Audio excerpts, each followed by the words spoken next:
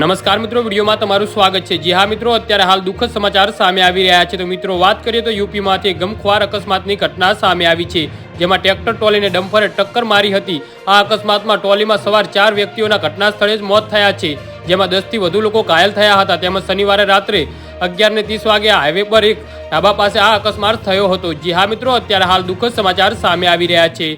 બેરલી જિલ્લાના મીરગંજ પોલીસ સ્ટેશનના હેલ્દી ગામના રહેવાસી બબલુએ પોલીસને જણાવ્યું હતું કે મુર્દાબાદ જિલ્લાના મુંડાપાડી પોલીસ સ્ટેશનના ગામે ભુજપુરમાં નામકરણ સમારોહમાં ગયો હતો અને આ ટ્રેક્ટર બેરલી જિલ્લાના મીરગંજ પોલીસ સ્ટેશનના મિજાહાબાદનો રહેવાસી વિક્રમ ચલાવી રહ્યો હતો। જી હા મિત્રો, અત્યારે હાલ મોટા સમાચાર સામે આવી રહ્યા છે। દૂધનગર ખાતે હાઈવે પર પાછળથી આવી રહેલા કાંકરી ભરેલા ડમ્પરે ટ્રેક્ટર ટ્રોલીને ટક્કર મારી હતી અને ટક્કર એટલી ગંભીર હતી કે ડમ્પર રોડની બીજી બાજુ ખાડામાં પલટી ગયું હતું।